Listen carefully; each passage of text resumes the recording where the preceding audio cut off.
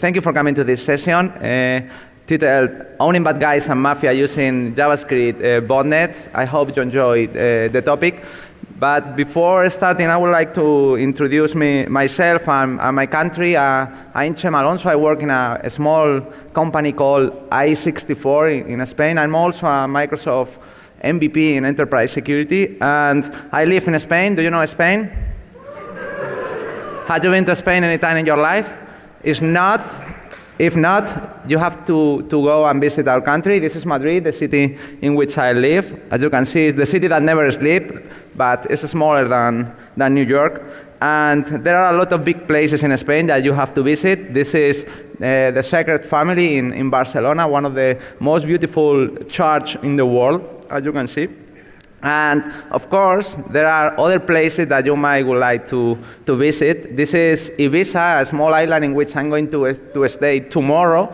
So if you want to rest and discover a different Spain, it's very close to you. It's in Europe, just crossing the ocean. And and of course, if you are a brave man, you can visit other cities with other parties. This is Pamplona. How many of you have been running balls anytime in your life? There is only one rule. If you drink, don't run. That's the only rule. The rest is easy. You only need to run faster than the bull. It's very easy to do it. And of course, if you like another parties, we got something special. This is the Tomatina. It's a battlefield with tomatoes, one day length. I'm not sure the history about this party, but you only need to throw tomatoes. That's all. It's quite interesting. Wow, we are Spaniards, you know. Well, let's start with today's topic. Today's topic is quite simple. Let's create a botnet. That's all. But from the beginning, we got a lot of problem with it. I guess that many of you have been thinking about creating a botnet anytime in your life. How many of you have been thinking about it, about create a botnet? How many of you did it? I did it. Well, the idea of creating a botnet is quite interesting, but of course, as you, I'm lazy. I'm from Spain, so it's normal. So we are lazy. This is a nice picture. I would like to show you this picture. Let me use Zoom. I would like to show you this picture because for sure it's for Spanish people. They need a power supplier, and they are using flip-flops to connect it through the swimming pool. It's incredible. This is more or less like we used to do the things in Spain, no? So that's the idea of creating the botnet. We wanted to create the botnet, but we were lazy. We haven't money, you know it. We haven't 0 days. We aren't the FBI of the NSA, so we cannot intercept for free the communications. And of course, we are not Google, Apple, or Microsoft that are running all the devices around the world. And you know, we are Spaniards, so we need to do something different from the beginning. So the idea of creating the botnet, it was quite simple. We thought, oh, okay, let them be infected. Let's do something that allows bot to be infected for themselves. So the only thing that we wanted is that they wanted to be infected. Quite simple. In the end, if you think about this topic, it's very useful, and the malware industry had been using it around the last 5 or 10 years with rogue antivirus and with social engineering tricks. So why not to do a botnet doing this same trick? So the idea of creating the botnet is just to create a man-in-the-middle attack. There are so many man-in-the-middle attacks that can be used in different scenarios. Of course, if we are in a network, we can use something like ARP spoofing, or we can use rogue DHCP in IPv4 or IPv6 network. Man-in-the-middle attacks in IPv6 networks. We are going to publish a new tool, a new FOCA, which is the evil FOCA, to perform man-in-the-middle attacks in IPv6 network, just pointing and click. Quite simple.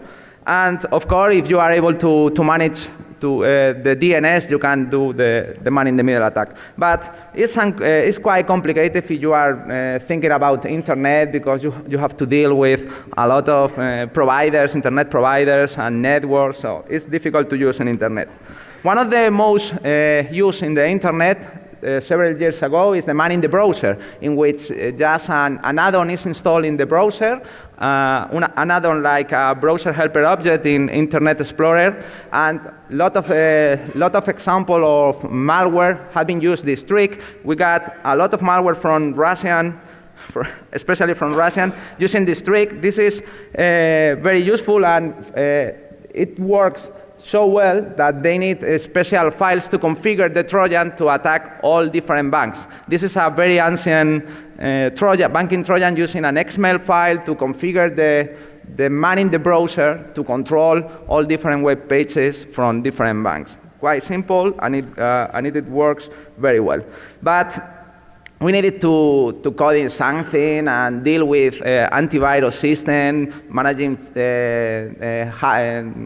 detection programs. So we decided that it was very complicated for us, and we needed something easier.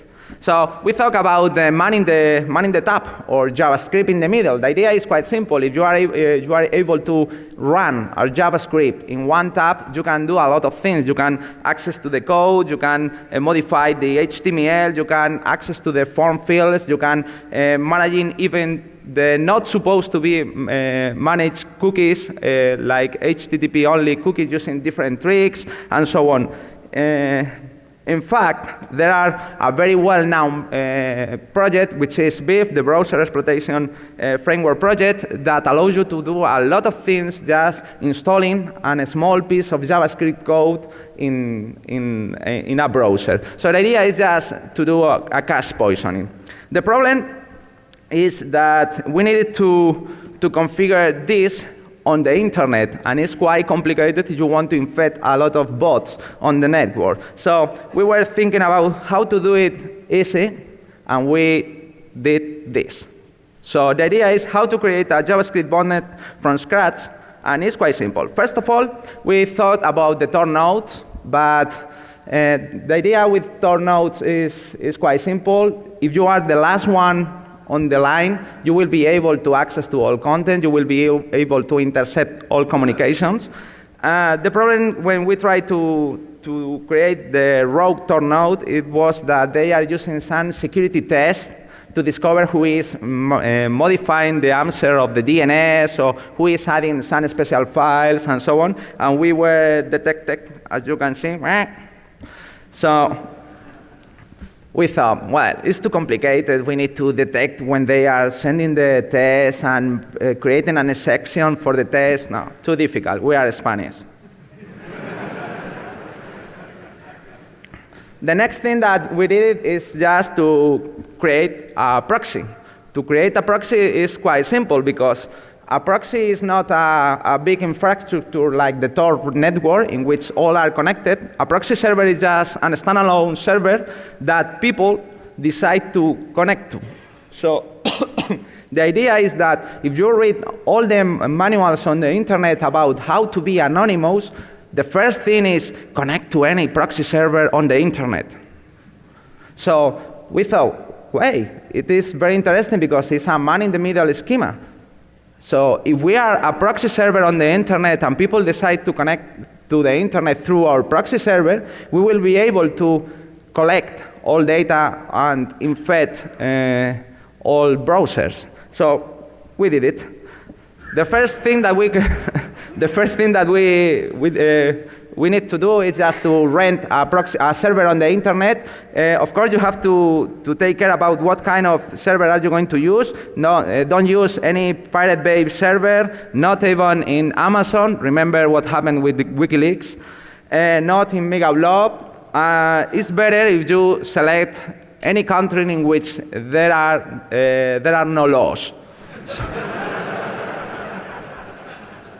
So we were renting servers on Iraq, Afghanistan, and Kazakhstan, Spain.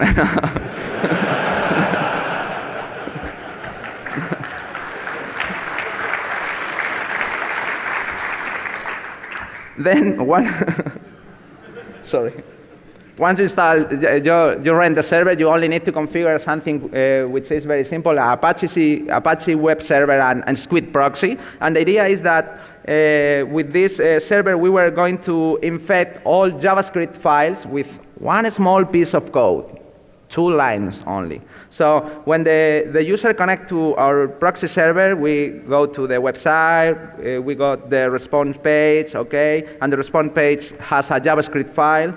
Then we retrieve the original JavaScript, and then we added only 2 lines to load the payload, a new payload. We didn't want to use any payload very well known on the internet like Biff, so we just coded 2 lines and install that 2 lines in all JavaScript files that were across our proxy server. So in the end, only need to do this. First of all, we created a rewrite program to add that lines of code. So we need to configure this option in a Squid proxy. And then we added the non-expiration policy in Apache, because once we infect a JavaScript file in the web browser, we want it to be there forever. Then the code that we needed to create is just this. It's a Perl script, as you can see, and the only thing that we are doing is we retrieve the file using wget, we copy it into our file system, and then we add it or Passarella JavaScript file to the JavaScript. And then, of course, we send the new JavaScript to the client using a print. It's a very small piece of code. It's full of command injection vulnerabilities, but it works. The JavaScript is just this. It's a small piece of code in we are just connecting to the control panel, and the only check that we do is just that we are running only one instance of the payload in every tab. So simple. And of course, we don't want to do anything bad to good people, so we created a special advice on the web page of our server saying following. Following proxy server is being used for a security research. All JavaScript files will be infected, and all your data will be collected. If you want to be safe, don't use this proxy server. If you do that, don't send sensitive information. If after all, you continue, do it on your own risk. So we publish this. So if you don't want it to lose your passwords, if you don't want it to be infected, don't use our proxy. That's quite simple. It's a good security policy. No. Actually, in the army, you got the same security policies. Warning, the following unsecure FTP site is for temporary uploading and downloading on your own risk. This is a web page from the army.mil. So it's the same security policy, so it's legal. So the next thing that we need to do is just to make our proxy server public. So we copy our IP address and publish the IP address and the port number on a proxy server list, as you can see, xproxy, and then just let the internet do its magic. And as you can see, in few days we got 1,110 different results about our IP address, because all proxy server leads are copying themselves. So if you publish your IP address in one proxy server list, they are copying the same IP address to all proxy server lists, which is funny because in 1 hour, in 1 day, you can have a lot of bots. So the next thing that we do is just to create a small piece of payload. So the first one is just cookie stealing. We were running our JavaScript inside. We didn't want it to deal with HTTPS connection. We didn't want it to deal with secure cookies. We didn't want it to deal with HTTP only cookies. So we just copy the normal cookies, the unsecured cookies, and send the cookies to our control panel just using a get. Then we created a small payload to grab all form fields. The idea is that we hook the submit function, copying all the information in the fields, and send the fields value to our control panel, and that's all. Just enjoy. Doing this in one day, we were able to get 5,000 bots, which is not bad. No paying per install, not creating any special polymorphic malware, not doing just publishing one IP address on the internet. We are from Spain, you know?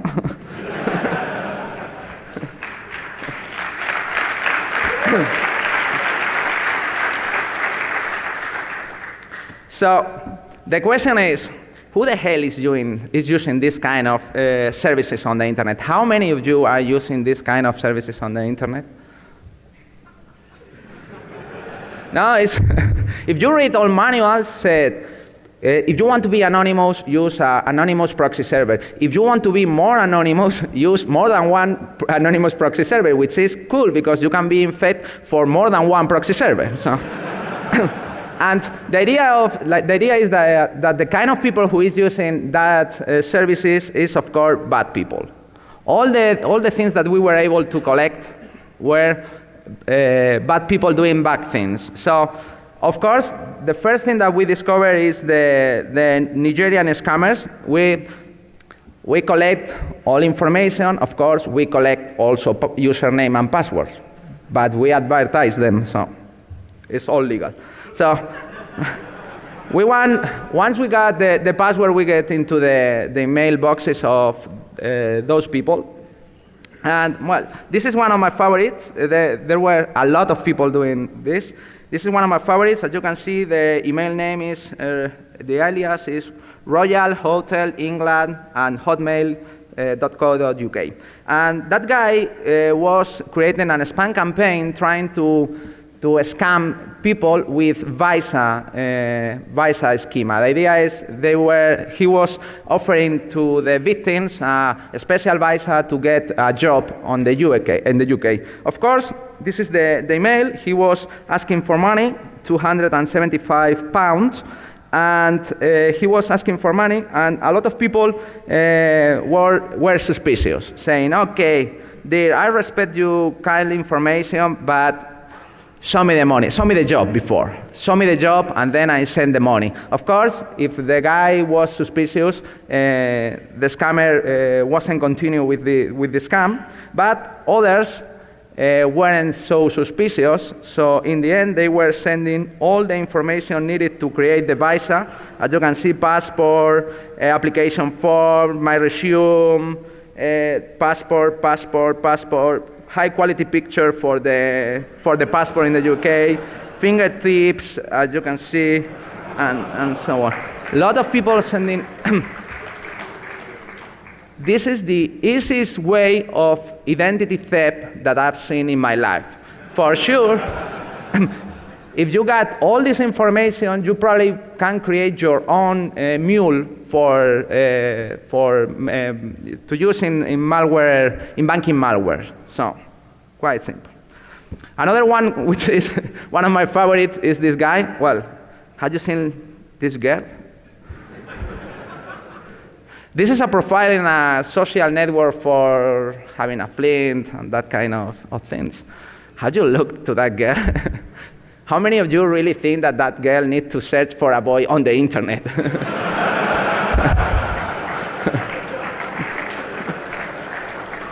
Well, it was very suspicious for us at the beginning. So we decided to collect the username and password of this profile and analyze what she was doing. And in the end, as you can see, this ancient queen here is searching for a relationship and dating. It's from Texas, and it's 30. But she has another profile in another network. In this case, she is from New Zealand. It's 31, and it's Aries, and so on. And in another profile, she lives in Virginia. Any person from Virginia who has seen this girl? And of course, the most wonderful is that in other profiles, she looks completely different. She is from German, I think so. So in the end, we decided to get into into that guy email box, and we were reading the information that she was storing there. Well, that guy, of course, is not a girl, is a boy, is a he. And he was collecting chats of people who were in contact with that profile. So that profiles are for phishing victims. And this is one of my favorite chats in which KK Bill is the girl, is supposed to be the girl. And Fayat176 is the victim. Hello, sweetie. Hello, my sweet mouse. I think we need a name. Okay.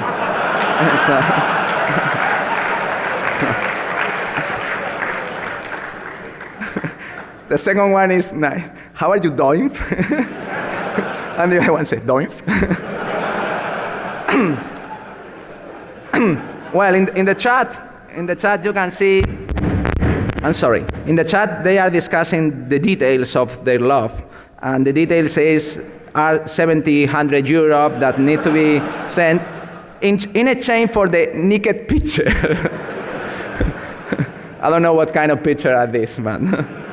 And the point is that this boy, this predator, is a multitasking scammer. So he is chatting with different people at the same time, and he also fails. And in the middle of the chat, he started to chat in German. I think so. Each phrase he does when. So we were inside the email box, and it's quite nice because he has all the victims very well classified in his email box, and there is a folder with all the chats in which he is working right now. And we were searching for mails asking for money through Western Union, and as you can see, there was 158 messages asking for money from Western Union. So quite simple. And the emails were like this. Hello, sweetie. Why you haven't not sent me the naked picture you promised me? And the girl, hello, baby. I don't know, but my bank manager asked me that the other city and country is not possible. Now, what can we do? Of course, she is asking for money that need to be transferred to different country in which it's supposed to be living that fake profile. And she get angry. Fuck it, stop playing game on me. I gave you right address and what's your bank. Well, you can imagine the rest of the emails. So, another of the scammers in that test that we did was someone very weird because he was doing something strange with dogs. We weren't sure about what he was doing with dogs and why he needed to be using a proxy server on the internet, an anonymous proxy server on the internet. So we decided to use the username and password to get into the email box, and we discovered something very hard. We discovered picture. Please, this is a warning. If you love animals, please don't see this picture because this is the picture.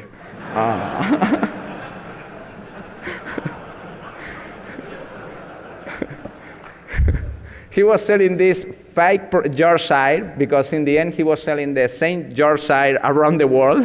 So it's the most profitable Yorkshire in the world. He was just publishing the same picture in a lot of places selling dogs and earning money from making up money from it. So that is.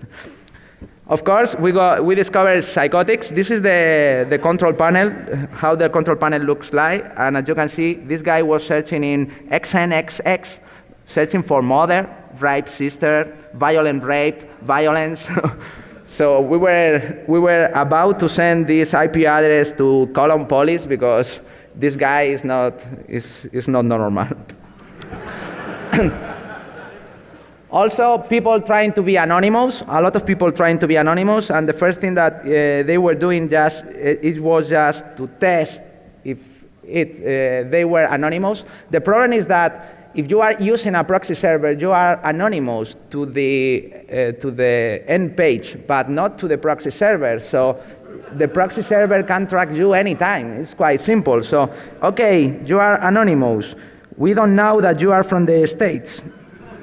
Okay, your IP address is this, and we know the real IP address. So it's quite simple. A lot of cases of people doing the same, trying to be anonymous.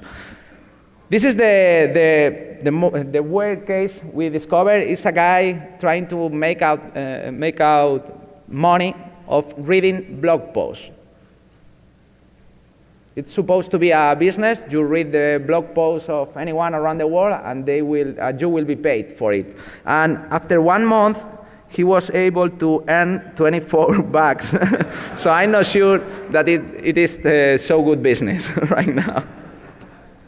Of course, we discovered a lot of people hacking, doing the phasing, and so on. And this is one of our favorite. As you can see in the control panel, we got the local files in the website that have been hacked. This is a web shell.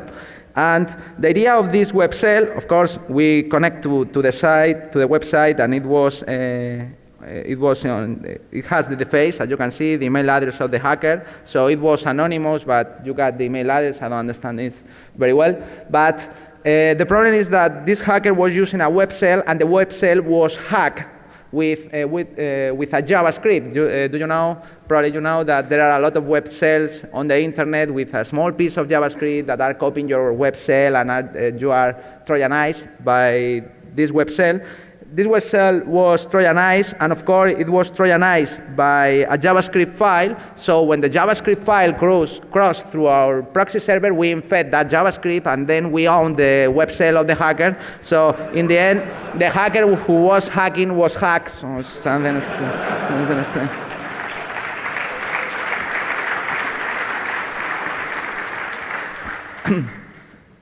also, one of our favorite things is that once you are using a proxy server, if you disconnect from the proxy server but you don't erase your cache, you will be infected for the rest of the time, because the JavaScript is on your cache. So the idea is that we discovered that some intranet applications were using JavaScript from the internet. So we were able to discover, to infect that JavaScript, and then we infect the intranet application. In this case, this is a guy from Mexico. He wanted to browse for some porn on the internet, and then disconnect from the proxy server, but he was infected. And as you can see, this is an internal server. We weren't able to connect to it, but there is an ERP application with data, and of course, a lot of information of the user and the password and so on. But we couldn't connect to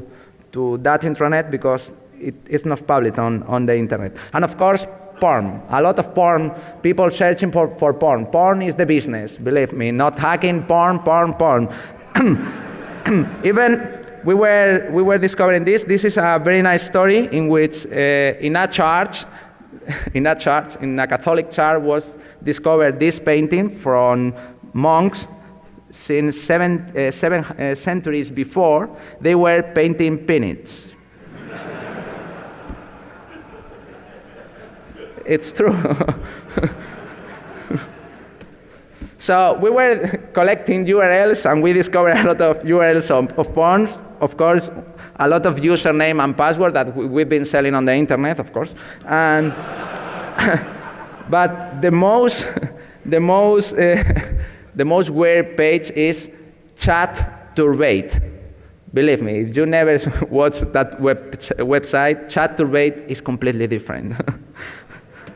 So in the end, once we got the JavaScript botnets, once we got the bots infected with JavaScript, you can create special payloads. And of course, if you are connecting through a proxy server, probably you won't connect to your banking system. or you are not going to connect to your social profile, or you are not going to connect to your intranet or your personal website or whatever. But if you don't clean your cache, you are infected. If someone forced you to load a JavaScript file which is in the web page that you are going to visit after being used in the proxy server, then you will be hacked. So in this example, we got LinkedIn, Defcon, and as you can see, there are some scripts that are loaded in LinkedIn website. So if you are using the proxy server, then we can create a special payload forcing you to download these JavaScript files. Then this JavaScript file will be infected. Once you disconnect and connect to LinkedIn, our payload will be executed. It's so simple. So we can create a special target attacks to several websites collecting passwords of people who were using a proxy server before on the internet. It's quite simple. So you only need to select the target, whatever, bank, social network, intranet, analyze the files that are going to be loaded by this website, and forced to load this file when the victim is connected to the proxy server. It's quite simple. So I wanted to do a demo in real, but I would like to show you the control panel, how it looks like, because we turned off the proxy server on the internet time ago, but for Black Hat and Defcon, I create a new control panel, but I didn't publish this proxy server on the internet. But after delivering the talk in Black Hat, I don't know why, someone published on the internet. So we configured this proxy only for 10 parallel connections, and right now, this morning, I'm going to show you the overview, the bots. Here, view zombies, all zombies, and as you can see, if we search for the date 28, which is today, we started to receive a lot of bots from today, from different countries, a lot from the States, Brazil, whatever. And we got a lot of information right now collect from them. We didn't want to do it. We didn't publish the IP address, believe me. But the demo that I would like to show you is more or less this. I wanted to do the demo with the, let me show the website, which is members. This is the California Credit Union League. As you can see, this website is perfect for a target attack because it's an HTTP website in which there is a login form which is going to send the credentials to an HTTPS web service, but we can inject a JavaScript file very easily in the HTTP website, hook the form, and collect the username and password from this website. So the only thing that we need to do in our control panel is analyze the target and select one file. In this example, I select members, ccul.org, scripts, gatag, JATag.javascript, as you can see. And then in our control panel, create some special payload. So we go to the control panel, and you can see we got preset attacks in which you can configure what is interest for you. And in the California Credit Union League, the only thing that we need to do is to force to download this file. So the guy who is using our proxy server that is watching porn and is infected will be downloading this file to the cache. He will be watching porn, hacking website, whatever, but at the same time, he will be downloading this JavaScript file for the target attacks. So then when he was disconnected, when he will be disconnected, in this case, select not to be connect anymore, the JavaScript file which is in the cache will be infed with our payload because we don't let it before. And this file is not out of date, so the browser will be using. So in the end, after the guy connects to the website sending the information, that form will be hooked, and we are going to be able to retrieve all this data in our control panel. It's so simple, so easy to do, and very profit. So some thoughts about our JavaScript botnets. In this example, we didn't worry at all about doing something special with the HTTPS connection. We didn't worry about pre-cache object using the E tag or using special tricks to force the expiration of the object that are previously in the cache.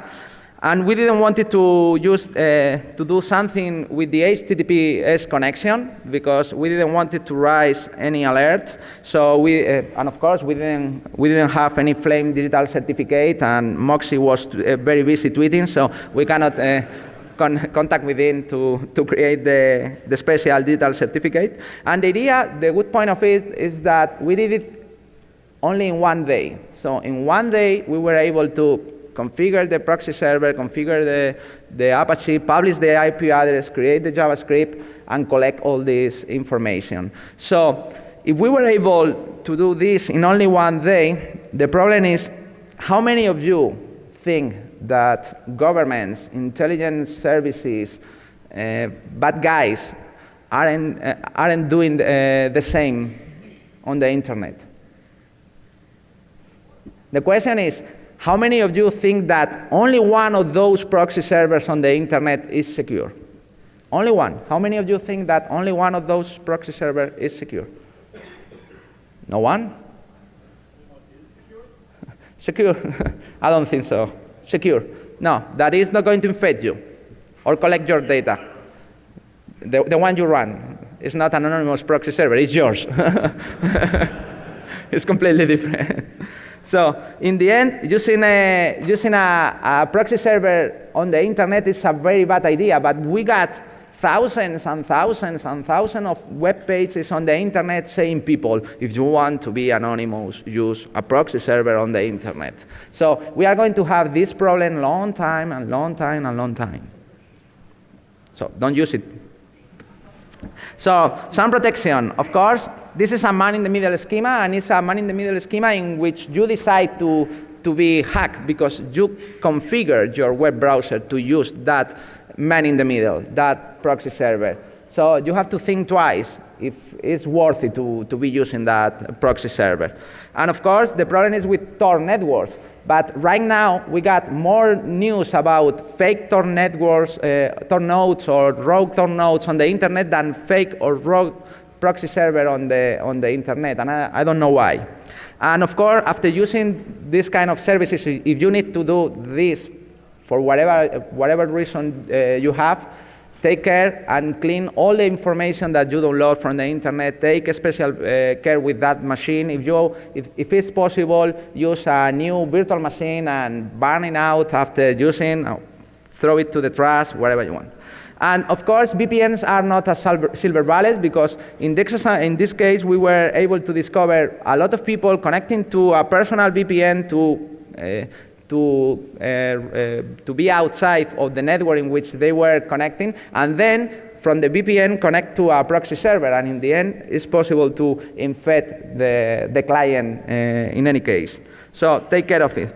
And that's all. Tomorrow I'm going to be delivering a new talk in Sky Talks at 17 about how to do a domain pull the plug attack.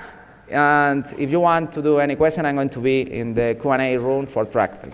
Thank you very much.